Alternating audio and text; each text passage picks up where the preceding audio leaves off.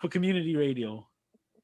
What's up, Babz? Hi, beautiful people. We don't have any music this morning because snow, I guess. Russians, Chinese now, virus, corona, COVID.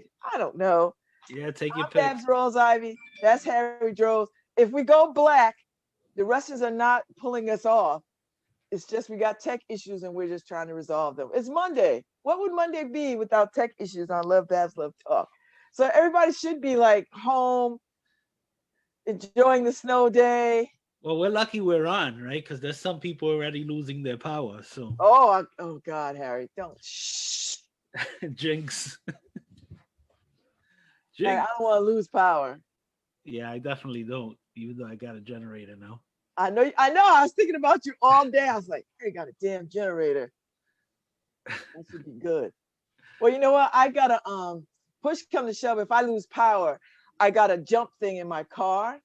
I got a halo, so I can plug in lamps and stuff, whatever I need. So I'll send Margot out there. Happy snow day, beautiful people. 10 o'clock, we have the New Haven Symphony Orchestra folks on because they've got a program coming up at the end of the month. Their gala is coming up at the end of the month, and I'm going to be in the house, and some of my close friends are going to be with me. So we're going to dress up and go to the gala virtually at the end of the month. I think it's February 6th. And you know what else? It's Black History Month, Harry. Yeah. I'm gonna make you the host here, Babz, just in case Harry doesn't come back. You're able to let the New Haven Symphony in. So be aware. Be aware Okay. of the notification. I gotta step back a second. I say a second, it could be a minute, 20 minutes, but I'll be back. All right. And will you be able to get back in, or do I have to open the door and let you in? You're gonna have to, yeah. Okay. Pay attention because you're gonna have to let me in. I feel like I'm already in a dystopian sci-fi zombie movie. I gotta look out for Harry. I gotta make sure I get him in. Yeah. All right. Talk to you in a little bit. All right, good people. So anyway, it's Black History Month, and you know what we do over here at LoveBabz, LoveTalk. We try to bring you some Black history every day. Anyway, but for February, Black History Month is really for white people. Black History Month for Black people, we just celebrate. We are celebrating, and we are just, it's like homecoming for 28 days. For white people, this really is about a learning opportunity. If y'all don't learn nothing else anytime, any part of the year, Black History Month is for you. And you know what? Here's the thing, white people. If you want to learn some Black History Month without feeling like you betraying your white folks, or you feeling like you're not trying to absorb so much, Black February is the month for you, because everybody will be down with Black History Month. So you will look like you are right on point. So don't feel, because I think if you try to absorb yourself in Black history and say like March, April, you stick out a little bit. People don't understand. Your white friends are feeling like, you leaving them. So here, February is the perfect month for you to absorb yourself, immerse yourself in all things Black history. And you could jump in.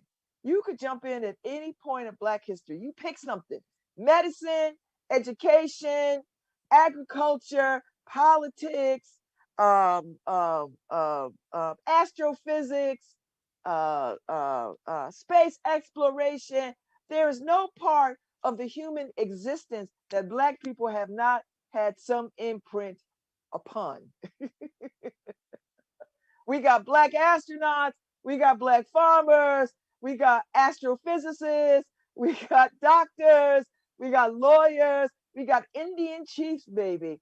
Music, poetry, religion.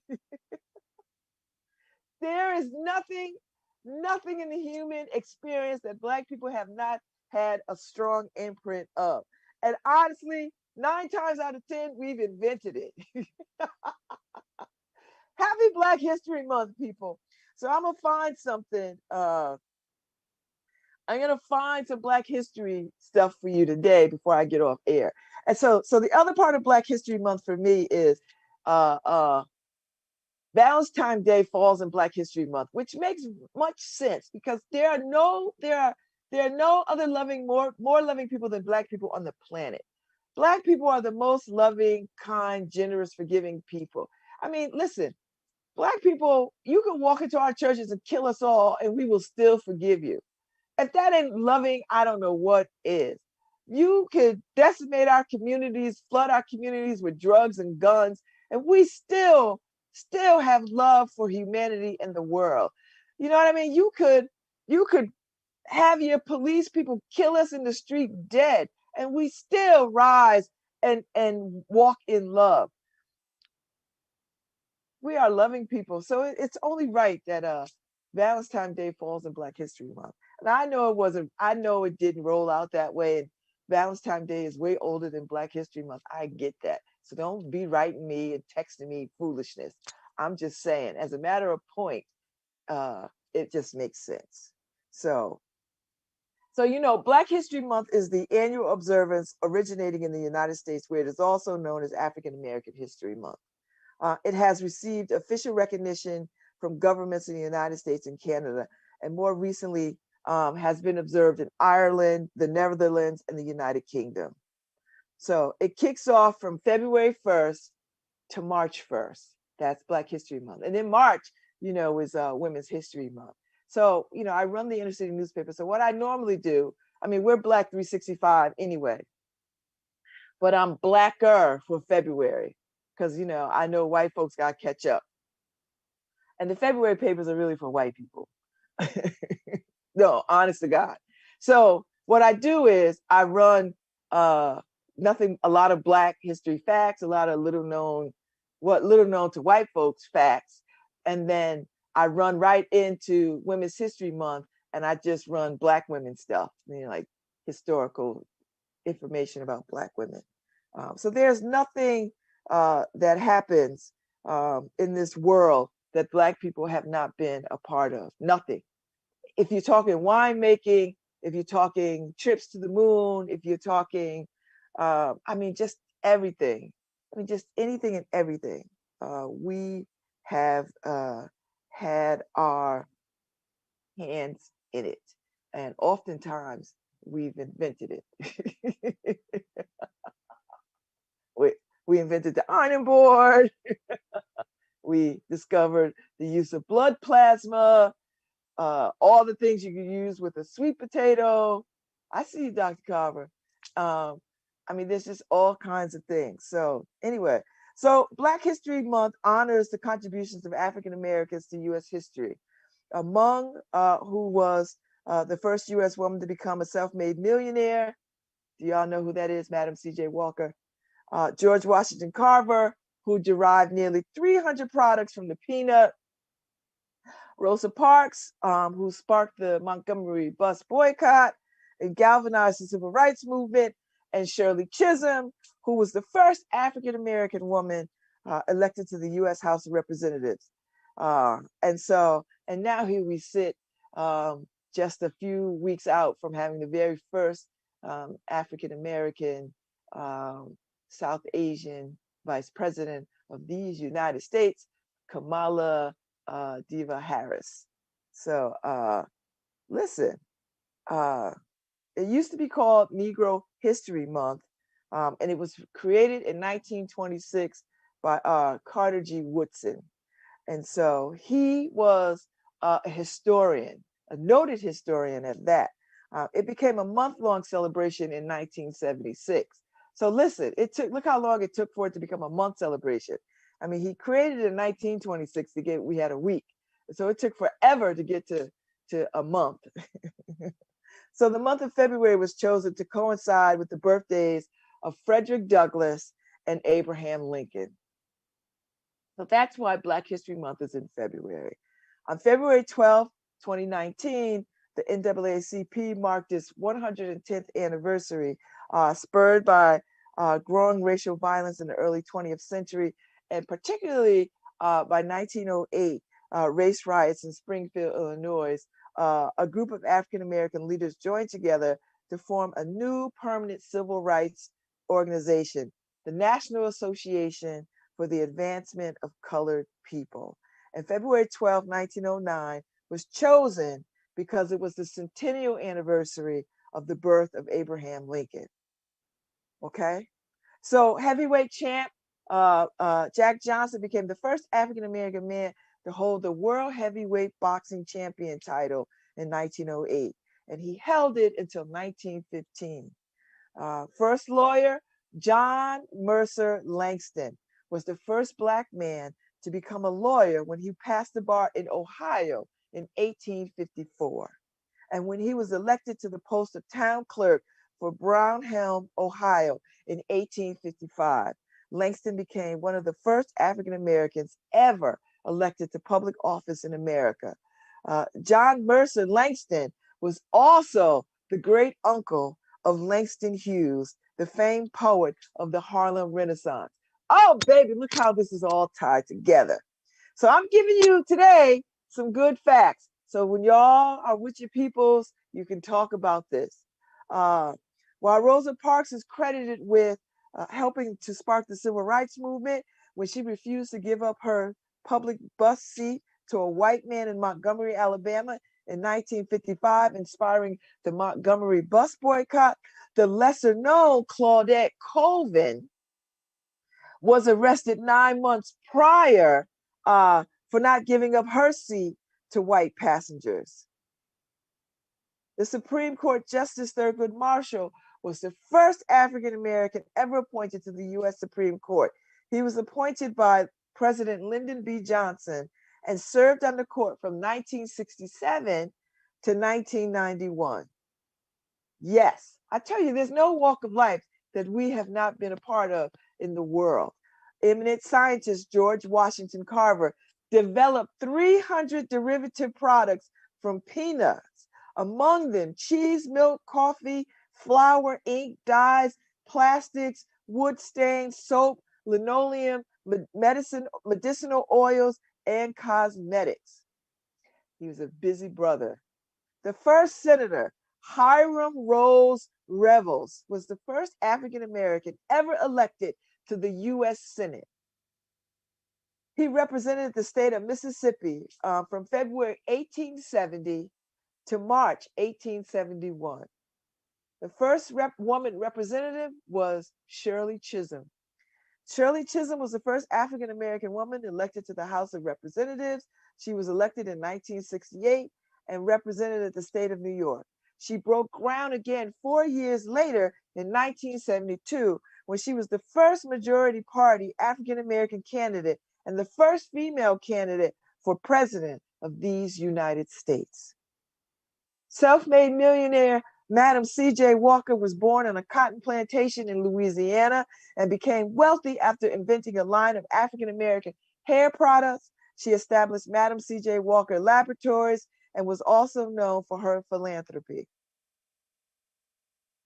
Oscar winner in 1940 was Hattie McDaniel, was the first African American performer to win an Academy Award, the film industry's highest honor, for her portrayal of a loyal slave governess in Gone with the Wind. Y'all know Gone with the Wind with, that 3-4 hour long film. First professional Black baseball player, April 5th, 1947, Jackie Robinson became the first African American to play Major League Baseball when he joined the Brooklyn Dodgers. He led the league in stolen bases that season and was named Rookie of the Year. First Black billionaire before Oprah and Michael Jordan and Robert Johnson.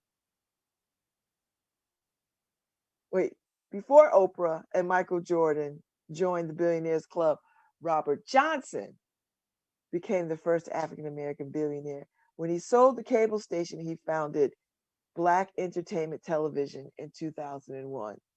BET. And who could forget this little known Black history fact? In 2008, Barack Obama became the first Black president of these United States. And of course, here we are in 2021. Kamala Harris became the first woman of African and Asian descent to become vice president. Harris's mother immigrated to the United States from India, and her father immigrated from Jamaica. The Black population in the United States in 1870 was 4.8 million people. In 2018, the number of Black residents of the United States was 43.8 million people. And that is your roundabout Black history fact for today. I'll have more for the rest of the month, 28 days, baby. But I just wanted to give you a little bit of an overview of all of it, There's no part of these United States and the world for that matter that we have not paid a pivotal part or a major part in the way this world goes round. So white people, this is your month. I want you to enjoy Black History Month. I want you to go to your libraries or go to your bookstores, buy all the books you can. You got 28 days to immerse yourself in the culture, people. You got 28 days to learn something. You got 28 days to show your Black coworkers and neighbors that you are interested in their history, which is your history too. So Black history is American history. It is American history. So yeah. Immerse yourself, sweet people. Immerse yourself, saints. Get into it. So I have the symphony coming on today because they've got an event coming up at the end of the week, and I think they're going to be honoring some folks, which I'm pretty pleased that it is during Black History Month. It's called Rise, and there's a couple of good stories. Let me see if I can pull it up on my handy dandy phone. I need a new phone too. It's time because my apps are telling me, my phone is telling me that my phone is old and it can't take any more upgrades. So I gotta get a new phone, which I really hate that. I feel like it's such a manipulation to have to upgrade my phone when they say I have to upgrade my phone. It really is. It really is a manipulation. It really is. So anyway, let me tell you what's going on at the symphony because they're coming on at 10, and I'm looking forward to talking to them. Da, da, da, da. Oh no, this is not what I want. Let me. So it's snowing outside. It's pretty bad too. We're expecting a lot of snow. It started snowing, I think, in DC like yesterday, and so it's coming up the eastern seaboard. I talked to my sister, and she lives in New Jersey, and it started snowing yesterday afternoon where she is, and I was like, "Whoa!" So it's snowing here. I don't have any place to go, any place to be. So Rise, the New Haven Symphony Orchestra Gala celebration. So the gala is going to be virtual. I do think though it's going to be virtual, and then they're going to have a small gathering of people at a venue. I do think they're doing that. So it's Saturday, February 6th at 6 o'clock. So just go to newhavensymphony.org if you want tickets. But the theme is Rise. They're in their 127th season. And, you know, we are in a time of unprecedented change. And so everybody has to pivot and shift. This COVID thing has got us all on the ropes, baby. So they, like everybody else, have to keep moving forward with the things that they plan. So they're going to have their gala virtually, as did so many other places. I serve on the Long Wharf board. We had our gala virtually, and probably will have it again, have another event, our fundraising events virtually. Arts Council, we had a party celebration virtually, which was a lot of fun. So yeah, so this year's gala will recognize the perseverance and innovations of the orchestra from the past year. They encourage you to attend the gala virtually from home, but they will be broadcasting live from woodwinds and will include a variety of interactive social experiences as well as artistic performances. So the 2021 Waddles awardee is Burton Alter, an admired leader among New Haven's not-for-profit boards and an influential thought leader at national advocacy organizations, primarily in orchestral music and music education. The Waddles Award, named for Gurdon and Kathy Waddles, is the highest recognition provided by the New Haven Symphony Orchestra. So they're going to give out that. For artistry, they're giving Harolyn Blackwell, soprano educator, the New Haven Public Free Librarian and community leader Diane Brown, branch manager, and Zia Fang, the former deputy director of history, and Helen Hagen, composer and pianist. And Helen Hagen was a Black woman. And so her story is she graduated from Yale, and a few years ago, they bought a headstone for her because, she got lost in perpetuity, and they found her work and her story and got her a headstone. And then Yale School of Public Health, represented by Dean Sten Vermund, doctor and PhD. So they're going to come on today at 10 o'clock to talk a little bit about what this all means and what they've been up to. I'm a fan of the symphony, and I like having them on. So they're going to come on, the executive director, Alistair, their maestro, and I think one other person. They're going to come on and they're going to talk about these festivities. So it'd be nice to see them because I've not seen them in a good while. So it'd be nice to see them. So I'm looking forward to having that conversation. So if you're home, batten down your hatches, get ready for Black History Month. Learn all you can, immerse all you can. It's a good time to buy books. Listen, I was in Target. Markeisha and I were in Target Saturday, and Target all over the country are doing Black History Month celebrations, and it has a very specific name. But I was in there, and I spent more money than I care to tell you about. I was in Target in Milford, Orange. We just happened to go to that one, and they've got a whole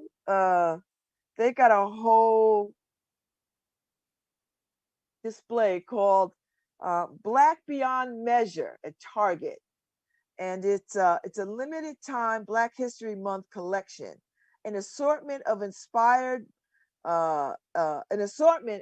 by Black creators to honor this moment in time. Oh my God, they have T-shirts.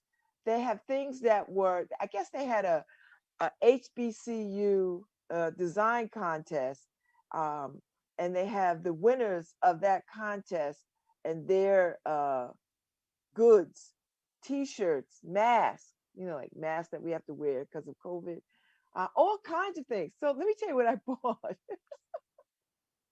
Oh, and then they have partnerships with some African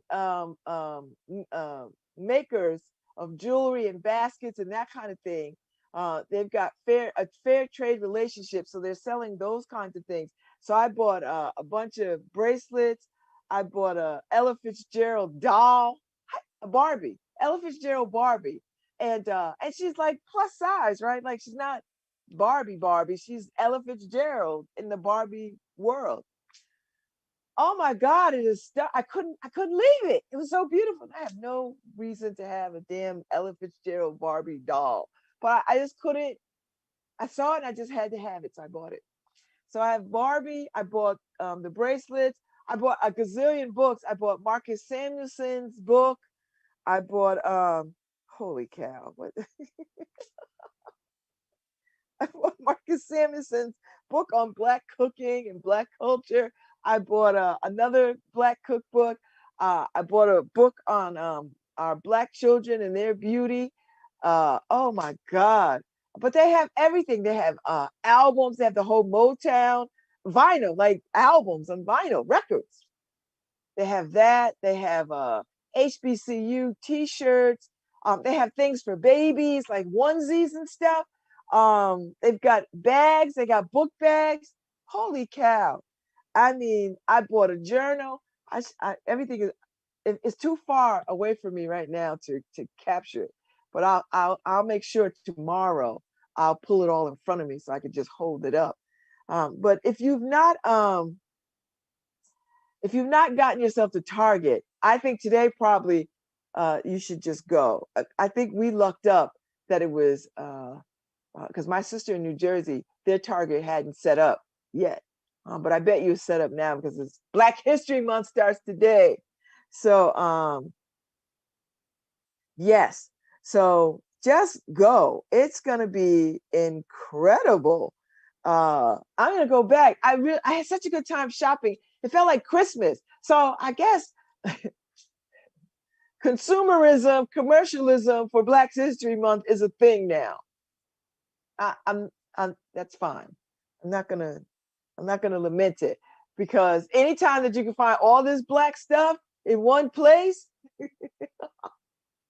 happy. So so they're going to the themes are from family to historic heroes. They've got a lot of stuff. So Black Beyond Measure at Target, if you have opportunity, if you have never shopped in Target, now would be the time. If you've got, you know, it might be a good time now to go buy Black stuff because you know birthdays are coming, Christmas next year, anniversaries, graduations. If you got Black friends and you want to buy stuff for your Black friends, and don't feel like, don't feel some kind of way about buying stuff for your Black friends that speak to their culture. That's what we want you to do. At least I do. So go ahead and buy all that. You give it to them. But you know what? More importantly, give it to your white friends too. T-shirts. I mean, they've got all kinds of stuff. They got they got that. They got oh Lord have mercy. So much good stuff and so many good books. They've got Glory. That book and Regis, they're photographers of children. And it's coffee book. It's Glory by Karen Bethencourt and Regis. Karen and Regis Bethencourt. They are a couple, and they are photographers of Black children. But I picked it up, so it's a here's a description. But hardly any photo collection compares to the magic that is Glory. A must for our time, a must for Black children, for all children, says Ibram X. Kendi, the New York Times bestseller and National Book Award winning author of Stamped from the Beginning and How to Be an Anti-Racist. It's gorgeous photography, but so much more. A truly inspired and inspiring work that speaks eloquently to our inherent beauty and power. Oh my God, it is beautiful. I'm so glad that I picked it up. And look, I think the book is like ridiculously expensive, but in Target it's like $22.17. So get it. I think Markeisha picked up Black by Deborah Willis. I'm gonna go back and get that. So I mean, there's all kinds of books. There's so much. They've got children books. They've got let's see, what did I get? I picked up Marcus Samuelson's Rise, the cookbook. They've got You Matter, which is a children's book. I Like Myself. They've got Hair Love. They've got oh my God, it's so much. So yeah, run, don't walk. Get yourself to Target. I mean, Target had already won me over with cool points. They've absolutely run me over now. So if you have opportunity, get yourself to Target. And they've got Undefeated, they've got Everyday Millionaires, they've got holy cow. Little Leaders. They've got the ABCs of Black History. Of course, they've got Who was Martin Luther King Jr. And they've got this wonderful book, I Am Every Good Thing, which is a beautiful looking book. So, I mean, just wonderful. They've got Lupita Nyong'o's book, Solwi. That's good. They've got I Am Enough. So, I mean, if you know children, or even if you don't know any children, buy these books and gift them to places in your neighborhood. Maybe you have a community center in your neighborhood, or maybe you still have maybe there's a pediatric doctor's office in your neighborhood, and or you go to a pediatric office. Buy these books and gift them to your pediatric doctor's office, right? So that they have these Black books, not just because they have Black clients, but because they have white clients, and little kids need to see these books. So don't buy these books for Black kids solely. Buy them for white kids. Buy them for white kids. Broaden some child's library. Buy these books for some child's library. I'm serious. I mean, these books are beautiful, beautiful, beautiful, beautiful, and it would go a long way to bridging this racial divide.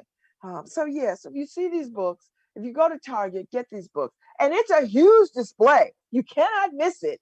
Like, they don't have it tucked away in some corner. When you walk into Target, it's huge and expansive. I mean, they've got stuff hanging. So I want you to listen. Target ain't giving me not near a dime for my pocket or this show to be talking about this. So I want to be very clear. They're not a sponsor of this show, but I want you to know that I'm such a fan of this whole Black History exhibition. I mean, it is stunning. And I will tell you, when you walk into Target and you see it, it's quite stunning. It's quite stunning. So I can't wait to get to North Haven and see what they do. And I hope all the Targets do it. There's some t-shirts. But you know what? If you don't get to a Target box store, online, they have it set up online too. And online they have all the things in one place. Because if you go inside of a Target, you might not have all the things. Like, each Target might not have all the things. They might have a sample of this, that, and the other thing. But if you go online, you get all the things. You can get all the things. Oh, all the Black makeup products. I didn't even know. Markeisha turned me on to this. I knew Lip Bar. Because the woman that does Lip Bar is my sorority sister, and I subscribed to the Delta box. I'm not subscribing now, but I subscribed. And so one of the last boxes I got, the Delta lipstick was in it, a beautiful red. But I love this Lip Bar lipstick. But anyway, in Target, they have Lip Bar, they have Minted, and Beauty Bakery. These are 3 companies of makeup companies by and for Black women. So I bought some eyeshadow from Black Bakery. I didn't get anything else. I thought I had picked up a neutral lipstick, but I did it. But I have to go back and get it. I have to go back, which is fine. Any opportunity to go back and buy stuff, I'm here for. So Minted, Beauty Bakery, and Beauty Bakery is it's a whole cooking baking concept. So all the little containers look like little cooking kinds of things. Cute. And Lip Bar, and they just changed their logo look, right? They've just added TLB as their corporate brand, and you know them as the Lip Bar, which you'll still see. So, and I love the little lipstick case because it's kind of a scroll work. Anyway, so I'm gonna step up my makeup game. So with them, because they have all those beautiful things. So I bought a journal. I bought Ella Fitzgerald. I'll have it all tomorrow. I will lay it all out tomorrow. You will see all the things that I. But I'm gonna go online because I want t-shirts. And I bought Andrew something too. I bought Andrew something because he's my friend and I adore him, and I wanted him to have something, something easy, simple. Yeah. So yes. So if run, don't walk to Target, because Black Beyond Measure is a thing, and it's at Target. And if you don't want to go to the big box store, and you shouldn't be out anywhere today and tomorrow any damn way because of this weather, go online. You know you got some shopping to do. And listen, here's the thing. This is what I know about retail. If enough of us buy that stuff, they will carry that stuff. If enough of us buys that stuff, they will carry that stuff. Now, you might not want to buy every book there. You might want to go and see the books there and then go to your local Black bookstore and buy those things, buy the books. Like, buy one book out of Target and then the other 20 books buy out of the Black bookstore. I'm going to go to People Get Ready because there's some other books that I want. I want the Cicely Tyson book, As I Am. I want that book. And I have to find my Cicely Tyson pen. We lost, now you talk about a real queen. Cicely Tyson. I had opportunity to work for Cicely Tyson when I was working for Terry Williams agency back in the 80s, the late 80s, the 90s. I get these dates mixed up. But anyway, she was a client of Terry Williams and I was assigned to her. And it was such a joy. And I know people have their stories about working with celebrities. But the celebrities that I got to work with, I had more great celebrities to work with than not. So under my little roster, under the Terry Williams agency, I got to work with Cicely Tyson, Roberta Flack, Abby Lincoln, and Camille Cosby. Those were my 4. And Cicely Tyson, Abby Lincoln, and Roberta Flack would remember my birthday. Roberta Flack would give me the giant boxes of Twizzlers. She would have them sent to me for my birthday with a little handwritten card. Love, Roberta Flack. Cicely Tyson designed a pen from the Chihuahua tribe, and she gifted it to me for my birthday. And so I was so grateful for that pen. And I don't wear it that much because I always felt like it was so special, but I'm going to find it. It's in a box somewhere in my things. And I'm going to try to wear it for all of this month. So, I see the people's in the New Haven Symphony Orchestra is in my hostage room. So hopefully they can hear me and I will see them and I will let them in. Let's see. Listen, we could let them all in. I think I'll let Harry in. Harry, is that you? Hi, Harry. Hi, Harry. So am I supposed to let everybody in? Not yet, right? I'm waiting. I think I'm frozen. You are, but I hear you. Okay. I hear you. Unbelievable. That's all right. It's the times we live in, Harry. It's the times we live in. Are you gonna do you still want me to be the keeper of the door? If you want. Okay, whatever. Yeah. I already talked about the gala, so I'm so very happy that I've already talked about their gala, so I'm happy to have them on. So maybe I'll let them on. But we have to do the call letters in a few minutes. But anyway, so they'll be on it. They'll be on in a few minutes. So I'll let them in a minute. So anyway, Harry, did you hear me talk about Target? Get to Target, Harry. They have a whole Black History Month display. It's huge. It's called Black Beyond Measure. Target is doing their thing. Target. Harry, I spent $250 damn. I went into Target to get some Tylenol. Tylenol is not $250, Harry. And they reeled you in. Harry, reeled me in. hook, line, and sinker, Harry. Harry, tomorrow I'll have all my goodies. I should have laid them out today, but I knew we had guests today, so I didn't want to do it. Tomorrow, So I bought an Ella Fitzgerald doll, Harry. I have no reason. Okay, but do they have it on sale, or they just have a section now for Black History Month? What do you mean? It's all on sale. Well, I don't know if it's on sale. Like Target always has sales, right? I don't know, Harry. It's a whole section. I'm saying, does it go away?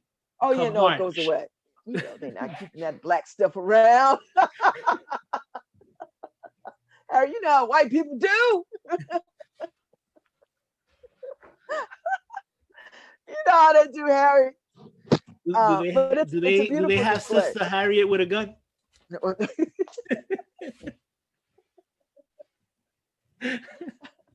Harry, they not that far. Although I don't like the picture that they're trying to put on the bill. Oh, the one with the gun? No, they should have. They should have the one with the gun. With a gun. All right, you want these white folks to get real nervous? Yeah, but how? Harry, they don't want us gathering. You imagine us with money and a gun? Listen, Harry don't need to be on no damn money. They can keep that $20 bill. They can keep. I know, that. and we don't care about that. And they're gonna put, is it Jackson on the reverse side? Yeah. I think.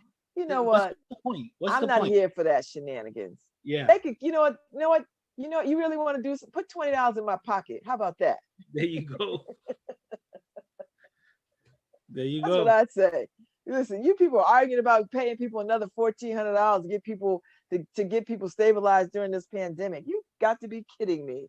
You know, and it's funny because they're deciding to do this while they're at the UN and everything, talking about eliminating money, right? So, I know. You know what, Harry? I see this. You know what? I don't even want to talk about this mess because we're going to have a good conversation with the symphony people, and we're about to have them on, and I'm gonna enjoy that. So, do we need new music for this, or what do you want to do? How do you want to? You know what? Let me. I see Alistair is. I wonder if Alistair is on the East Coast. He might be on the East Coast. Let me do the station ID. Okay. I'll play a little music, and then can they hear us in the room, in the hostage room? Okay. No. So it's soundproof too. Yeah. It's a real hostage room. Okay. All right. So here we go.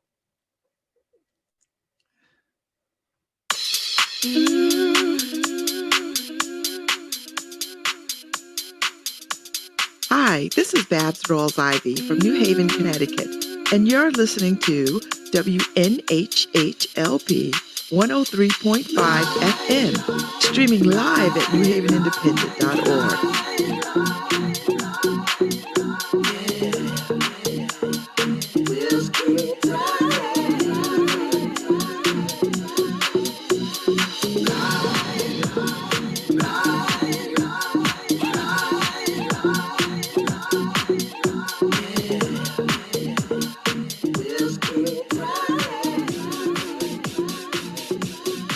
Let them in, Harry? All right, I'll let them in. You have to. I don't have the powers right now. You do. Oh, okay. So I'm gonna admit everybody. Do you want to take the power back? After you let them in, I'll take it back. Hey, Alistair. You on mute. Unmute yourself. You'd think I'd know by now. Hi there. Hey, Happy New Year. Is that Happy New Year to you? And someone else. Good morning. Hello, my dear. It's so nice to see you all. How are you? Good, good. Enjoying the snow day. Oh, good. Alistair, are you on the East Coast or are you still on the other coast? No, I am in California, so we do not have a snow day. Okay. You got a Sunday. It's a Sunday-ish, yeah. Thank you for getting up so daggone early to do this. I actually, it's weird, but I've actually been up for more than 2 hours. It's kind of the way I am these days. It's just early to rise early. That's the rhythm, so it's no trouble at all. Oh my God, you are good. You are good, good, good. It is very nice to see y'all I don't for know. the new year. I feel like I haven't seen y'all in quite some time.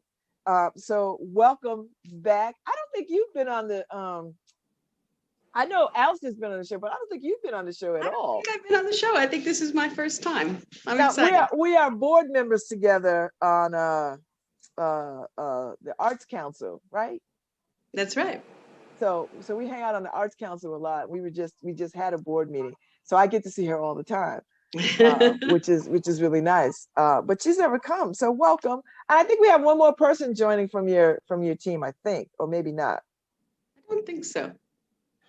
Okay. It was going to be Sherry Smith, but she's unable that's to right. be with us after all. Okay. So Unfortunately. everybody, this is Alistair Nia, who is the maestro of the New Haven Symphony Orchestra. And y'all have seen him on the show a couple of times. And Elaine Carroll, who is the executive director? CEO. CEO, Same thing. yes. CEO of the New Haven Symphony. And so they're here to talk today because you guys have your virtual gala. Well, you're doing this hybrid thing. Some parts live, a lot of it virtual. Gala, which is February 6th. And you're honored. Okay, we lost Miss Elaine. I'm sure she'll be back. Oh, she'll be back. I have no doubt. You know, sometimes you touch the wrong button, Alistair. You know how it is. You touch the wrong button and you disappear. Story of my life these days, right? How are you doing? I'm doing all right. You know, Yeah. It comes with an asterisk. I'm doing all right, considering. I've actually a lot to be grateful and a lot to be thankful for, and that's my little bit of a mantra every day. It's like no complaints, no complaints. Because you run a lot of orchestras, right? Are you still doing the other gigs that you? Cause the last time I talked to you, you're doing one in out there in, I want to say Colorado, but I could be wrong. Idaho. So that's Idaho. Summer festival, yeah. So we're planning, that's sort of on tenterhooks, wondering where we're going to be by the time we all get to the end of July, beginning of August. So that's in planning stages. And then also the orchestra in Marin, just north of where I live. So it's the balancing act. But I firmly have my New Haven hat on today. I'm a little jealous because the last time you were on, Alistair, you had that beautiful piece of artwork behind you. And let me tell you, I got so many calls about that artwork of yours and people seeing it, that they talked about it so much because it's a piece of artwork in your house that you had behind you and people were all the rage about it. Oh, that is so funny. It's getting a lot of ink, I guess, a lot of coverage. And the only reason I'm not doing it today is that I want to be respectful of my dear husband's time, and he's having his breakfast, and I just didn't want to get in the way of his nice early morning me time. So I've banished myself down to my study here. So okay, that's a good spouse. All right, so tell me about Rise, because y'all are celebrating what 127 years. I've already talked about the gala coming up on my 9 o'clock set. So you got 120. You're in your 120th season year of the New Haven Symphony Orchestra, and you're honoring some real heavy hitters this year. No, some heavy hitters, and it's quite impressive. And you're doing some really cool stuff. So let's talk a little bit about that. And as everybody has to have done this year and last year, we had to pivot and change how we do things. And, you know, all the things that we could do in person, now we have to do in the virtual world. So Elaine, talk a little bit about this gala, who y'all are honoring and why people should come. Well, you know, it's a tough year, right, to have a gala celebration. And when we talked about it, you said, how do you throw a big party in the midst of so much difficulty and crisis? But we realized that, there are incredible people doing amazing things for our community, even throughout all of the pandemic, and that we wanted to rise them up for the work that they're doing. But we also think that the arts can be a big part of how this community is going to rise up through this pandemic, come out better and stronger. So once we had the theme, there were certain people that immediately began to come to mind. I know that one resource that's been incredible throughout the pandemic is the libraries. Yes. And that people are using the libraries in so many new and different ways. The librarians are frontline workers, right? They're out there, they're working with the public. And you know, Diane, I know Brown, that so top of the is list, formidable. right? Absolutely. Such an incredible lady. And what she's done with the Stetson is incredible. The whole renovation over there, the way she engages the community. And she's done some work with the symphony, as has Xiaofeng, who was the community outreach coordinator at the Ives Library. So we decided that we didn't have to pick, we'd have both of them together as our honorees for our community outreach and engagement award education. So the awards really look at the pillars of what's made the symphony a success, things like artistic excellence, education, innovation. Innovation wasn't too hard. When you're in the national news because a place like the Yale School of Public Health is helping us save lives, right? And changing the whole course of the pandemic around the country.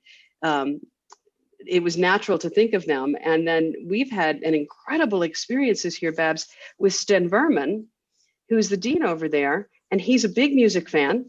And he comes out and he helps arts organizations evaluate when it's safe, what they can do. He holds biweekly broadcasts on the internet to teach about COVID safety for the arts. And he's even been out to Canal Dock, where you and I went to the William Lawson event. He came out, looked at that site after that day and said, you could do some music wow. Here. Oh, yeah. I love that we have all this talent and access to talent in our town. Like, you know, like a lot of places don't have that. So it's an amazing place. It really is. And I'm excited to share today, since it is the beginning of Black History Month. I should have congratulated you on the beginning of Black History Month. The symphony is an advocate for an incredible woman. She's unfortunately passed away. Her name is Helen Hagen. You and I talked about Helen before. Incredible African-American composer and performer. She's the first African-American woman to graduate from Yale University. And she performed her own piano concerto with the New Haven Symphony in 1912. Okay. So over 100 years ago. And she never got the recognition in her life that she really was due. So we're honoring her with our Artistic Excellence Award.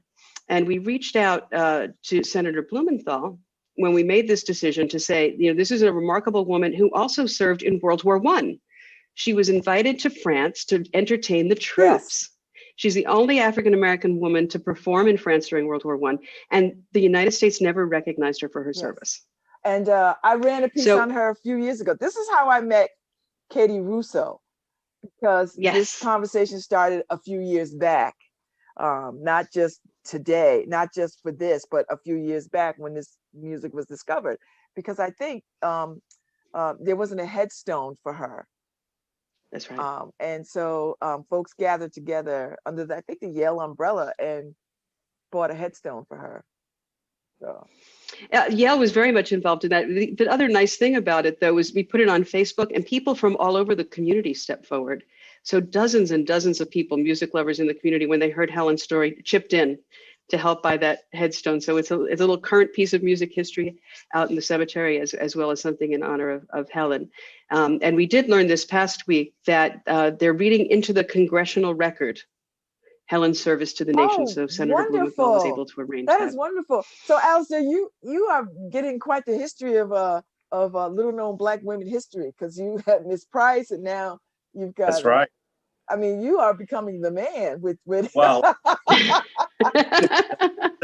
but I am learning about the rich fabric of our past, and also just you know how so many people, and these two women we just talked about in particular, were overlooked during their lifetime, and that we owe them a posthumous debt of respect and gratitude. And I take that part very, very seriously indeed. So now, do you all get to play some of her music, or do you get to play the music that she played? Like, how does that work? Do you honor her that way, or? Well, Babz, maybe you can help us with this. It's really heartbreaking. The only thing that we know of that exists is a sketch score of her piano concerto, which is the piece that she played with us. And Yale is having that restored so that it can be performed in the future. It's for full orchestra, and the full orchestra set has vanished. So they're preparing that. But all of her other music is gone. And we know that she wrote hundreds of pieces of music. So if folks in New Haven, she's from New Haven, she still has family, I bet you there's a basement or an cousins attic in the with some area. stuff. I bet you. If you find a basement full of hand sketched music, bring it to the New Haven Symphony and we'll have a musicologist evaluate it, because we would love to find some of her work. There's one video of her playing. Oh. But almost everything was lost. And this was the first woman to play a piano recital in New York, first African-American woman. I mean, she was the top of, the field, and didn't get the recognition she reserved. Her work was not preserved. It's just one of those heartbreaking stories of the past not acknowledging genius and cherishing it. Mm-hmm, mm-hmm. All right. So you know what? Maybe what we'll do is we'll put a shout out in the newspaper and just say, okay, you see, we'll create something so that people can start thinking about this. Because I bet you know how these stories go. There's a little bit of somebody's attic or somebody's basement has some trunk that belonged to somebody's grandmother, and da, da, da. I bet you. So tell me about the Dixwell Congregational Church. She was the organist at Dixwell Congregational Church at the age of 9. I bet you they have something. I bet you if they dug through all that stuff over there, yeah. I bet you they have it somewhere and they don't even know. So tell me about Rise. What is it about? Why is the gala called Rise? What is the theme? What is the significance of that? Well, we thought that at this moment where so many parts of our organization are, as with anything, and in a state of trying to figure out what do we do when we can't play concerts, we want to give the sense that not only are we working very hard on multiple fronts, but the general idea is that we will rise. We will use this moment of challenge and make ourselves better, make ourselves more vibrant, more relevant, more inclusive. We want to give the sense of forward momentum. It's very easy to feel paralyzed at this point, but we want to reassure people that we are working very, very hard to build on our current and past successes and create an even more relevant and vibrant organization to come. So we're looking forward, basically, and looking to rise. It's that simple. So now, are you all playing music at the gala? I mean, what will the performances look like? I mean, are you having performances? Because you're doing this thing where you're going to be broadcasting from woodwinds, and then most everybody else will be virtual. Because I'm coming and I'm bringing some folks. I'm not coming to woodwinds. I'm going to be in the virtual space. So talk a little bit about what that might look like and what people could expect. Well, one of the difficult things about Zoom and other platforms like it is that music doesn't always sound terrific. So we actually have pre-recorded the music. There aren't going to be live performances from Woodwinds, but I'll be live at Woodwinds, and Alistair will be live in California. Chelsea, your buddy Chelsea Tipton, yes, going to be live from Texas. Okay. Oh, so this would be great. So, yeah, the talking heads will be live because Zoom works well for that. We're actually using something similar called Hop In.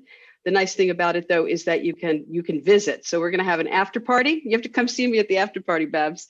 There'll be different rooms you can pop in and pop out and visit people and congratulate the honorees. And that's the best part of galas, right? Is when you get to hobnob and see what everybody's up to. So are you dressing the up? software like, will people allow are dressing that. up virtually? I am dressing up. I might join you. Yeah, Alex, me too. are you half dressing up? No, I mean, I'm not going to put on a tuxedo, but I'm gonna have a nice jacket and tie. I think that seems appropriate. I don't know. What do you think, Babz? Is that overdressing, underdressing? I don't know. I mean, you could put on a little tuxedo jacket, party on the top and nobody sees the bottom. You know what I mean? Like classic Zoom attire. What people want to know, Babz, is what are you going to wear? I don't know. What's Babz going to wear? I love a good sparkle, and this year has You really love a put good damper sparkle on that, but I will not be stopped. So we're gonna sparkle it up. So talk a little bit about the folks who are getting these awards, and who they are, and what they mean to the symphony, to the New Haven Symphony.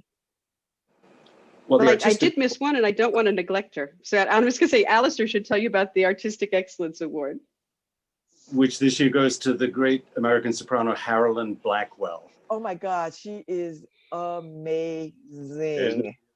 Oh.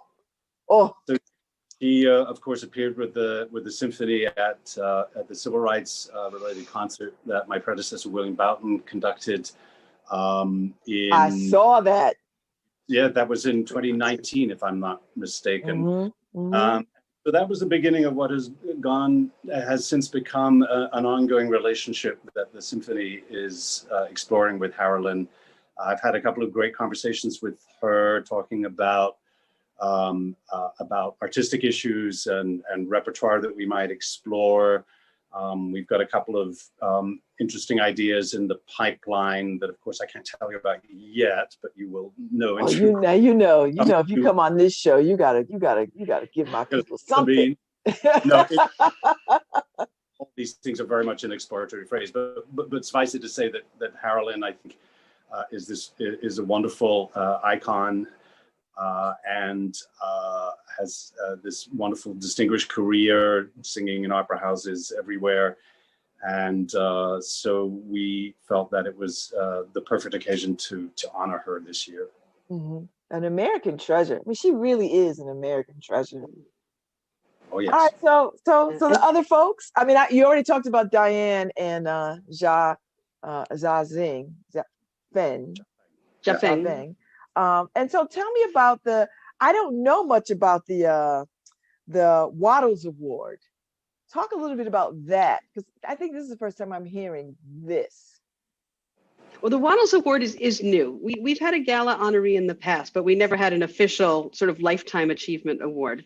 And Gurdon Waddles was this incredible board governor from the 70s and the 80s who really helped the symphony survive through some very difficult financial times. And we decided at last year's gala, we honored Gurdon at last year's gala, you would have seen him there. And we decided to rename the award after Gurdon. Sadly, he passed away this year. So the honor came just at the end of his life. But he was the sort of donor who was so generous, not just with his time and with his money, but with his wisdom. He was incredibly knowledgeable about how not-for-profits work. And it's really lovely to us that the award could be named after someone so exceptional. And again, how do you then fill those shoes, right? How do you come up with someone to win an award when you set the bar that high? And you're going to know this name right away, Babz, Burton Alter. Yes, I do. Yeah, and Burton is just, one of the best governors I've ever seen of not-for-profit institutions. And he didn't start with us. He started at Neighborhood Music School. I served with him on the Neighborhood Music School board. You did? Yes, many moons ago. Yes. Yeah. Well, and you guys did such amazing things, raising the money to renovate that building and make it fully modern. And Burton was a part of that. He came on board with the symphony to help with a music director search for William Boughton, so like 15 years ago. And then became increasingly more involved until he became our board president and just did amazing work as board president. He was that little angel on your shoulder who's always saying, what are you doing in the community? What are you doing in the neighborhoods? What are you trying that's new, right? So he was just a natural choice for the Waddles Award this year. And he's been doing incredible work over at the Community Soup Kitchen. He's the president of the board of the Community Soup Kitchen. Know what that. A year. Okay. That's a far from art, far jump from art. So that's good. They could use his. You would think it was, but that was part of Burton's genius. As he always said, we should be working with other charities in town. And the symphony adopted the Community Soup Kitchen about 8-9 years ago as sort of our charity, and the staff does what they can to help raise money for the soup kitchen. I love that concept. So we're proud winners of the Silver Ladle Award. We have a silver ladle in the office. That's their award for community service. And we do something every year to help raise money for them. And then when things got really bad this past year, we did our home cooked music festival, which was so much fun. We got to work with artists all throughout the community, young people like our young composers, State Senator George Logan, yes, George. I do. He played his guitar and sang as part of the festival. Yes. They even let me sing, which they don't usually let me do. Are you a singer? I do. I sing Irish folk music, so not really symphony music. Yeah, my husband and I did a little video for the Home Cooked Music Festival, all sorts of different people. So it was fun. And we sort of rolled them out one day at a time. If you have a chance to go look at our YouTube channel, there's one by the Gay Men's Chorus that'll break your heart. Just absolutely gorgeous. And everybody was encouraged then to donate to the soup kitchen. And we were able to find some sponsors, and we just raised thousands and thousands of dollars for the soup kitchen by having this little festival online. and getting people in the community to share their talents, and that helped create meals. And they're so efficient over there, 70 cents a meal. So if people are looking for a place to spend their stimulus check when it comes, the Community Soup Kitchen does. Oh, that's a nice plug. Incredible work. We're really proud to be with them. And then they met Burton through our work together and recruited him to their board. And now he's president of their board. So it actually makes sense. Love it. That he's over there running the soup kitchen. That's good. I'm going to take this suggestion. Watch me. I'm going to take this suggestion to some other places where I hang out at and make that very same suggestion about, whatever. Yeah. So talk a little bit about the upcoming season. What are y'all going to do? How is this? The last time I talked, we were at the pandemic was just at the very beginning of this. We didn't know where we were going. Nobody knew how long this was going to go on. So what have y'all decided to do for your season, and how are your musicians? Well, our musicians are, as you might imagine, in a very tough place. They're doing as well as can be expected. I am in reasonably regular contact with many of them. It's a very hard place to be right now. We all feel like we've been sort of cut off at the knees. What we've been doing since we were kids, we can still play our instruments in a sense, but we can't play together. And for anybody that's in an orchestra, that's something that's been part of your routine since you were probably as young as 11 or 12 years old. So what I can say is that we are all so much looking forward to the time that we can be back together again, because we miss each other. We miss the act of sharing our music with the community, with our audience. And when it is safe to do so, we will be there in whatever way we can be. But that's if only it were a $64,000 question. It's a bigger question than that, but it's the question that nobody can really answer for now. We are planning an expanded series of concerts in the spring, probably from the middle of May on at the Boathouse, which is something that was very successful. Yep. That you all tried it, and it worked well. We think so. Really well. And so we want to basically piggyback on that success in the fall and make a much longer series of concerts that would extend into the beginning of July on a weekly basis. So I'm beginning the planning stages for that. Again, it has to be done with COVID protocols in mind. So you won't be seeing the entire New Haven Symphony. You're going to very small groups because that's all that's going to be allowed at this point. But it will be a means of establishing a toehold back into live performance, and I hope will be the seed of something that, with luck, we might be able to do on a regular basis and make it a thing for New Haven. There are food trucks nearby. We're going to probably time it so that it could be after work. People can gather on the water and share each other's company, some food and some good music, and we think there's a lot of potential for that. So that is one very exciting thing that we're planning. And as for the fall, it's kind of a wait and see. We just don't know what we're going to be able to do indoors. That's the real question. And so a number of options have to be available to us. I have to think creatively, differently, out of the box, all of these things that we are doing all the time, anybody these days in the COVID. So how are you, Alistair? Because I know you have maestro friends all over the world. How are your maestro friends, or your artistic director friends and music director friends? How are you all doing? Are you all talking to each other? Are you like getting a sense of, are you checking in, and are you paying attention to like what's going on in other parts of the world and how those orchestras are faring? Like talk a little bit about that. To some extent, it's honestly, Babz, it's a little dizzying to try and keep track of what's happening in other places because so many different metrics are in place. You read that the Vienna Philharmonic did a New Year's Day concert on the stage in Vienna, and somehow or other that was workable. I don't quite understand. I suppose with a certain amount of testing, it's just hard to know. So I'm wary of information overload, and what may be possible in one part of the country here out in California, it may not be possible in another part of the country, or vice versa. So yes, in answer to your question, I do talk to some of my colleagues from time to time, mostly just to check in, see if they have any ideas, and just to say hi, because it's what, it's what we do. Okay. So Elaine, you have to keep the doors open. I mean, you have to keep the doors open. You have to keep people paid. You have to, make sure that people don't forget about the symphony. So how do you do that? I mean, I know you have a very dynamic board, probably one of the better dynamic boards in this city. How do you do that? How do you stay focused on, how do you stay focused and not panicked about where's revenue going to come from, and, how we're going to pay for things, and how do we keep and maintain world-class musicians? Well, I have to start by saying our donors are the best. They have been so amazingly faithful, really terrific to us. As you can imagine, back in March, we had tickets sold for April concerts, May concerts. And we reached out to people and said, it's heartbreaking. The musicians are out of work.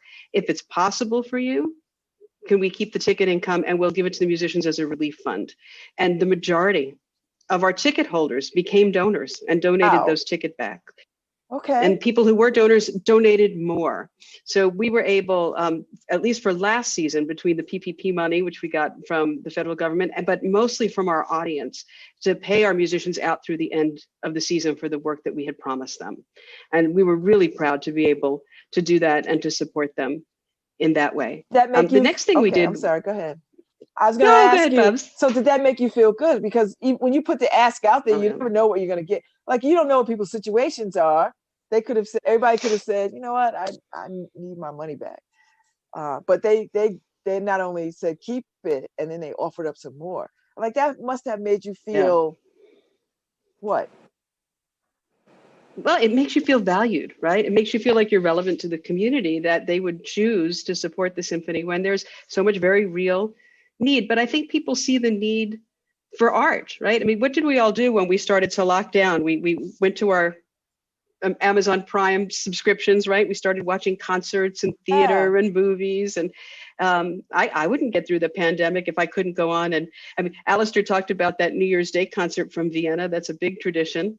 I watched that. That made me feel like it was the holidays, and people need that, and they want familiar faces. One thing that we were able to do is work with our education program. We're very well known for our education program. We're in 42 school districts around the state.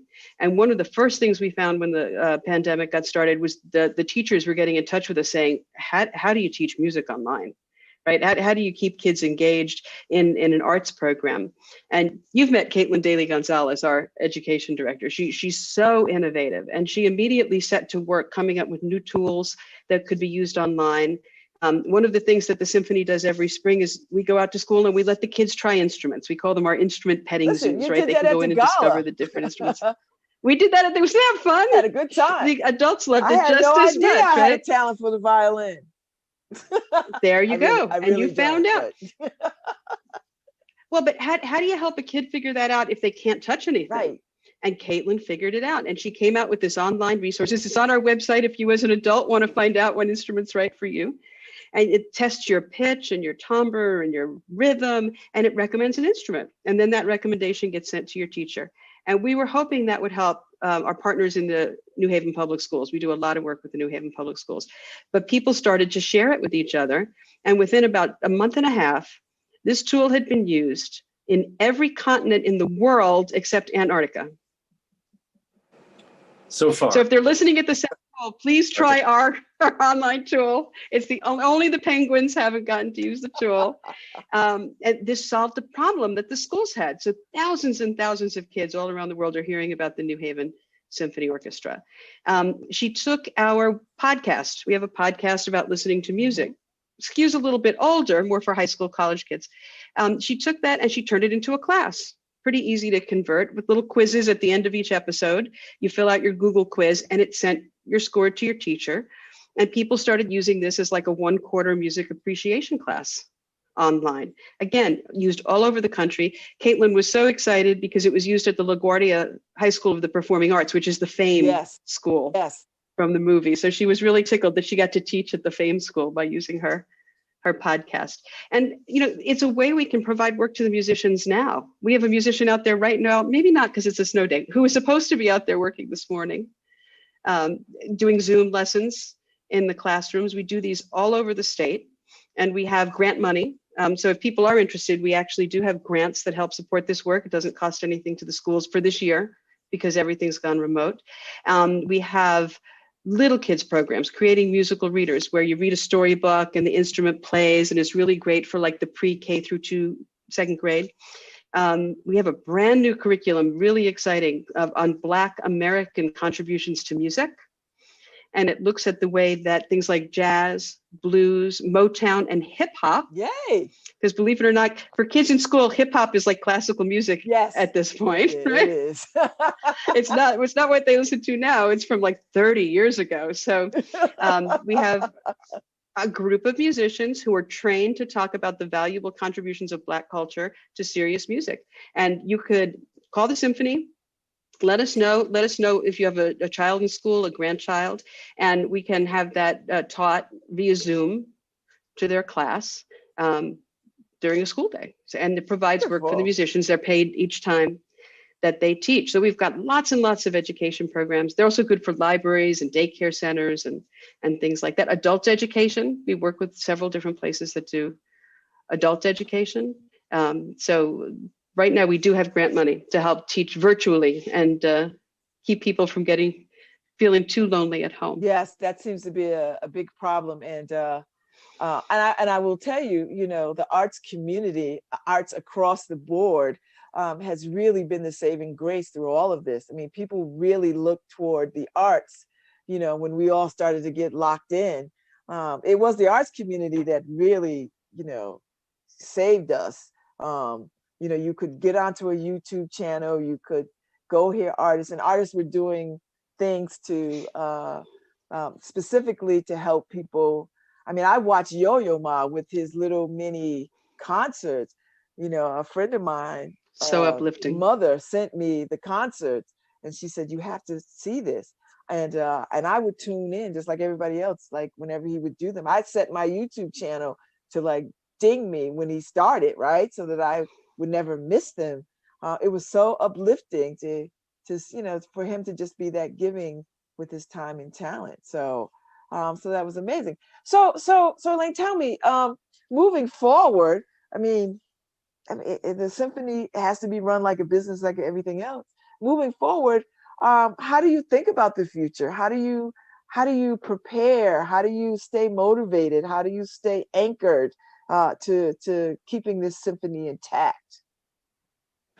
Well, I think the part about staying motivated, right, is believing it's important, right? And for 127 years, this community has told us it's important to us to have a symphony orchestra. It's important to us to support really talented people who make art. I like that. And so, same question for you, Alistair. How do you stay motivated and connected to this work, even as this pandemic just goes on and on and on? How do you stay in maestro mind? Well, I don't always. That's one thing that I do is I try and carve out some time in the day that I think of something other than this. I think it's good to keep a balance because of course so much of my day is focused on what to do. But what I do try to keep an eye on is the future. And one thing that buoys me and makes me encouraged is that just what we were talking about, the need. COVID has forced a clarity on a great number of issues in our society. Some of them are tough truths to confront, but there's part of it also that's incredibly encouraging in the world of the arts, and that's the realization that so many people have come to that art matters. Art can reflect the human condition in all its complexities and confounding aspects, as well as its joys. And the idea that an orchestra in particular, I mean, there are many other parts of the performing arts, of course, but let's just stick with what I know best. And that's the idea of an orchestra performing on stage and people coming to see you. That has been away from us for, coming up to a year now, and it'll be longer. But I think there's an enormous pent-up energy and desire on the part of the public to see what we do, to come together, which is what we have not been able to do. But I think it's something we'll never take for granted again. The power that comes off the stage when you see 60, 70, 80 musicians all playing together in concert, in sync at the same time, in real life, not off a screen, but in real life. And you can feel the waves of passion and energy coming from the stage, like washing over you in this tremendously powerful motion. I really think that's what keeps me motivated, to know that we will find that time again. We will find that day where we be back together, that the audience will feel safe on stage. It may be in fits and starts. We won't be able to go from 0 to 60 in 0.2 seconds, but we'll get up to 60 and beyond at a certain point. And when that accumulative energy is felt, it's going to feel like nothing else before. And that is kind of what I'm keeping in my mind as we deal with all of the complexities and frustrations of the interim. It's like, we will get to this point, and when we do, it's going to be unlike anything we've ever experienced before. I think you're right. So February 6th is the gala, Rise. It's going to be, y'all going to broadcast from Woodwinds. And it's going to be virtual. So have people bought tickets? What's that looking like? Yeah. And how do people find out? I mean, I said it at the beginning. You go to New Haven, what is it? New Haven Symphony.org. .org. Yeah. Yep. .org. That's the easiest way, because if you go there, there's a button that says attend, and you can see where the special events are. And that's the easiest to remember, New Haven Symphony.org. Mm-hmm. And because it's virtual, we have a nice low entry price. If people want to try a gala, if they've never tried a gala before, that's one of those COVID silver linings. You don't have to get all dressed up. We don't have to pay for dinner, so it's able to be a little more accessible. And we have dozens and dozens of people who've never been to a gala before who've signed up to give it a try. So that was a positive. People can do dinner if they want to. Mm-hmm. Woodwinds has been an amazing partner, and you can, pull through the parking lot and pop your trunk, and they come out and they bring your dinner and they put it in your trunk and you drive home with it. So contactless gala dinner. And then there are fun things coming up in the program. We do have some music. We have a world premiere. I'm gonna let Alistair tell you about the world premiere, because he found the most amazing young artists. Of course he did. I'm so glad you mentioned that, Lane, because I was about to find a way of working that. Oh no, you don't have to find a way. Just jump in and tell it. Yeah, I didn't want to interrupt, but it was coming sooner or later. So thank you for the perfect segue. So we are so excited to present a world premiere of a short piece by a brilliant and gifted and wonderful young man called Anton Kott. Anton is a recent graduate of our Young Composers program. And in that capacity, I was able to get to know him during my first year as music director, and to work with him to take over the reins from Michael Brown, who had been our composer in residence and running that program beforehand. And he's a recent graduate last year from high school, and he is currently a freshman at NYU. He's a wonderful composer. He's a brilliant jazz pianist and drummer. So he has an incredible range of talent. He is somebody to keep an eye on for the future. And we commissioned him to write this short piece for piano. He's recorded himself. It's also been choreographed by and danced by local New Haven choreographer Nikki Claxton and dancer Jaleel Jeffries. So that will be part of the picture as well. So you'll see Anton in the corner of the screen playing his own composition, and then Nikki Claxton's choreography danced by Jaleel Jeffries. And it's maybe about, 6 minutes. I can't remember the exact length, something like that. So it's short, but it's really terrific. And I'm also happy to say that we've commissioned Anton to write his first piece for full orchestra for the New Haven Symphony. And really? Yep. And that's pretty impressive. Isn't that impressive? Like, that's not an opportunity you ever get, right? Like, that's a big deal. But if you, you know what, I'm going to make sure that we have him on your show if you don't mind me booking him. Oh, yes. You will love talking to him. To spend 2 minutes in Anton's company is just to immediately have a smile on your face. He's incredibly bright, personable, talented, and there's this great future ahead of him. So we're just delighted to have him as a really treasured part of our New Haven Symphony family. Oh, that's wonderful. I love this. This is making me want to really, really make sure I be on time and show up. So what is going on in this gala? Because I love this. I mean, if that's not enough, If that's not enough, well, and it gives me a chance to put a plug in for two things. One, Babz, is to say that there's not a lot of orchestras around the country who support young composers. And it really is an extraordinary thing for an 18-year-old to be offered a commission to do a full orchestra piece. Well, and it's Alistair. Because Alistair works with these kids and found this kid who's got some extraordinary talent, but he also offered to guide him through the composition process. So that, he's going to have guidance from someone who has arranged for orchestra, who conducts an orchestra, who knows us inside out. So I'm so excited already about Anton's first orchestral piece, because he's going to have the best in the world help to make sure that it's a big success. And we are recruiting for our next class of young composers. It's a program that's been around for about 10 years. Several of the people who've graduated, well, actually 100% of the people who've graduated who wanted to go to school for music got into conservatories and college composition programs. We've had 100% success rate. And some of them now have graduated and gotten their graduate degrees and are working as composers in the field. So anyone in high school, good feather in your cap. Yeah, it's a really an unusual commitment to young composers. So anyone in high school who's an advanced musician who's interested in possibly improving their musical skills, because composition doesn't just help composers, it helps performers too.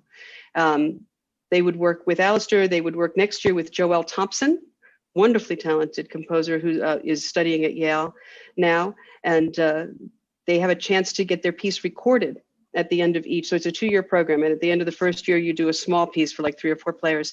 And then at the end of the second year, a piece for 7 to 9 players. And they use these recordings, which are performed by New Haven Symphony musicians, to help apply to college and graduate school. Wow, so that's impressive. One of my favorite really things that we do. Oh, I had no idea that was going on. So now that everybody knows that, that is quite impressive. You should be very proud of that. Yeah, we love that program. And people can get more information at education@newhavensymphony.org. If they just shoot an email to education@newhavensymphony.org, Caitlin will get back to them with application materials and how to apply for the program. Oh, that's wonderful. So the gala starts at 6. How long is it? A couple of hours? So 6 to 7 is our red carpet. And we have people who've sent in vid hugs, vid hugs where you send a little 3-minute, 32-second clip to honor people. So we've got all sorts of different vid hugs for during the red carpet show. The main portion of the gala starts at 7 and goes from 7 to 8:30. So for people who just want the main performances and the awards, that's 7 to 8:30. And then at 8:30, the party starts, and you can pop around to all our different party rooms, visit with the honorees and the other guests at the gala. And we're way up over 200 at this point. There'll be a lot of people there. Oh, that's great. Oh, so this will be good. So you probably have more people coming to this than you could probably fit into a space. Well, we were kind of hoping with Woodwinds, because it's so big that we might be able to get a few people there. But our good friends over at Yale Public Health sort of went, with some of these new strains, not time yet. Not time yet, but this spring, we're really excited about this spring. One of the last things I went to with a group, Babz, was with you at the William Lanson event when we were sitting out on the dock, right? And the wind was blowing. It was so nice. And that was part of what inspired the Canal Dock series to get started, was they did such a beautiful job with that event with the sculptor. And we can't wait to get back out. And that's such a good, I had never been that part of the, when you go to that place, you never go to that part of the boathouse. I mean, you just never have reason. You just go up into the space. So that was my first time on the back end, and how expansive that space is. I mean, it just lends itself to a concert for real. Yeah. So absolutely. So, yeah. They were beautiful concerts. And we can fit 100 people back there completely socially distanced, totally safe. So, yeah. And then, of course, when things get better and we all get our shots, we'll be back out there. I think we can probably get 400 people back there once everybody gets inoculated. So I think it's a place you're going to hear music for years to come. I hope so, because that really is a wonderful space. And to hear a full symphony there, that would be incredible. Like you would just on that water and the water coming, but I mean, it would just be romantic and beautiful and all of the things. So yeah. Well, I so appreciate y'all coming on this morning to give us an update and Babz. talk about the upcoming gala. I can't wait. I'll be in the space, and it's so lovely to see you, Alistair. And You too. Big vid hugs from all too far. That's right. That's yes. California. So thank y'all. I hope y'all come back again when Thanks, Babz. when we can. I mean, this is what we're doing now. We're gathering. It's a promise. Yeah. Virtual spaces, but at some point we're the world will open up and we will all be in space and community again. But until that time, this is nice. It's nice to see y'all. And we'll see you Saturday. Yes, you shall. You shall. So thank y'all for coming on this morning, Alistair. And thank you, Babz. Elaine. I appreciate y'all so much. Everyone be safe. Day. Enjoy the snow day. Alistair, enjoy the sun. Thank you so much. Take good care. Bye-bye. Bye-bye. Okay, Harry. Where you at, Harry? We got a few more minutes before we jump off too. So and they are leaving. So I would have gotten you a ticket to the gala, Harry, but I know your dance card is full. I know you're busy. Yeah, Saturday night? Yeah, Saturday. I'm busy. I know you're busy. That's why I didn't, I was like, oh, Harry's busy. He won't be able to make it. So next time. What are you eating, Harry? Cashews. Oh, okay. I think I'm gonna go and make some breakfast. I got this whole day ahead of me, so you still got your bouncy ball? Yeah. See, when Karen's home, I get the good stuff, right? I have French toast. That's right. Like when she has to rush to leave, I get boiled eggs and stuff like that. Yeah, which is probably better for you, but I'm not gonna say nothing. No, I know. That's all right. Dr. Robert Brown is back tomorrow, Harry, at 9:30. To talk more about COVID and economics. So, and the state of the urban Connecticut. So he'll be back on tomorrow. So that'll be our guest tomorrow. And then let's see, Wednesday, Troy Johnson, who is the founder of the African American Literature Book Club. So he's going to be on. So we have a full house this week. And then Friday, Criminal Justice Insider. And then at 10 o'clock, 10:15, Tiffany Jackson. We're going to talk about Church Street South, more Church Street South. So this week we've got a full lineup of guests. Harry, we got everybody on. So sounds good. Full house. So I'm on my way out, go play in the snow. And by playing the snow, I mean, Harry, look out the door and look at it. Yeah, just hope that people come by and shovel. Well, my neighbors, since I live in an apartment now, my landlord lives in the building, so lives in the house. So they've already shoveled and salted. The only thing he didn't do is clean off my car. So, and I'm sure if I asked him to, he would. So it's like, can you just dust my car off? So did it stop snowing over there? Oh, I don't know, but they said it's supposed to amp up between 10 and 4, right? You're supposed to get the heaviest part of the snow. It's supposed to snow until tomorrow. Yeah, I mean, we got plenty of snow. We got like 8 to 10 inches right now. So already? Yeah, let me show you. Oh God, Harry. Oh, that's right. You could show me from out the front door. Yeah, the truck actually just passed by. So can you see your car?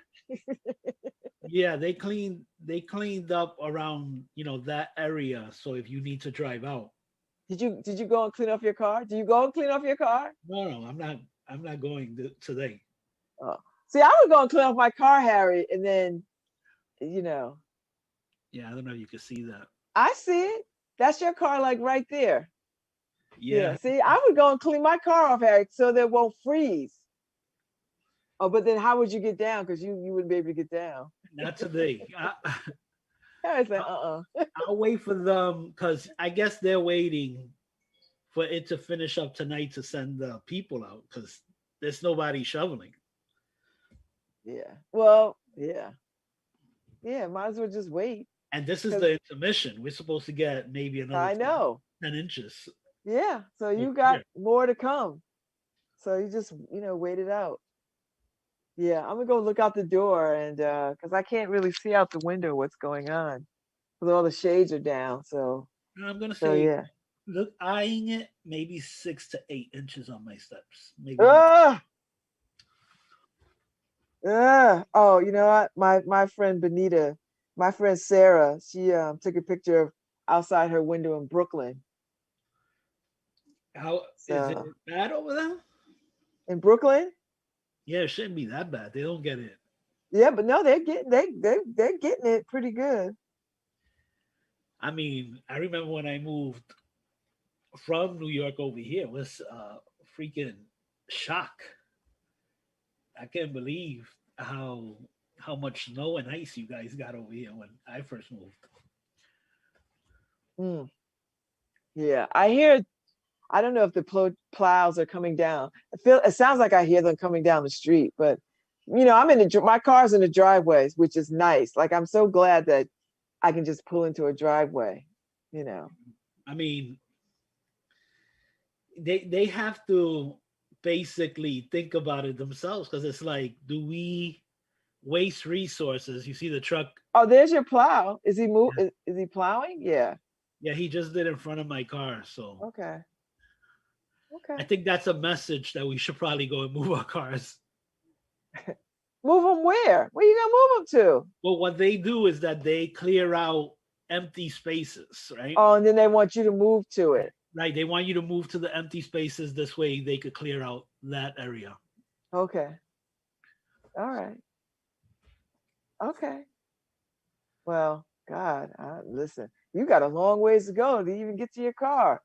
I mean, it doesn't seem like a long way on a nice day, but today you need to hort the dogs in the sleigh. Yeah, Iditarod. The worst part is when you get to the road, right? Because we have the the drainage there. Mm-hmm. So everything comes down and pools in front of my. Oh God. Yeah, so that's why just to get to the car, I mean, it's a trek on the walkway, but when you get to the road, that's where all the ice is covered, all the water that pooled there. So now you start dancing like Sammy Davis over there trying to stay up. Did you say as in Sammy Davis Jr.? Yeah, you're over there.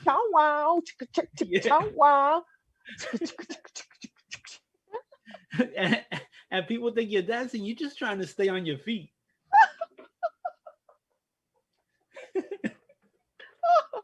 Oh my God. Harry, you don't got good sense. Not near bit. So tomorrow, Harry, I'm gonna show you all my Target finds. And we have Dr. Brown on at 9:30. So I'll either do it after I talk to him, and I'll show you all my Target stuff. All right. So anyway, enjoy the snow day. Enjoy the rest of that French toast. Did she make bacon too? No, just French toast. All right, well that's nice. Now she got me wanting some French toast, but maybe I'll make cream. That sounded like a complaint. It wasn't just French toast. It wasn't a No. Don't get in trouble because you enjoy that French toast. Don't get it shut down. No, Karen, he wasn't saying like just French toast, like that's it. No, he was like, I'm happy that it was French toast. And Karen's right here. She has a snow day. Okay, yeah. She'll probably have a snow day tomorrow too. Yep. So maybe you'll get French toast tomorrow. See you tomorrow. Have a good one, Harry. Bye, Karen.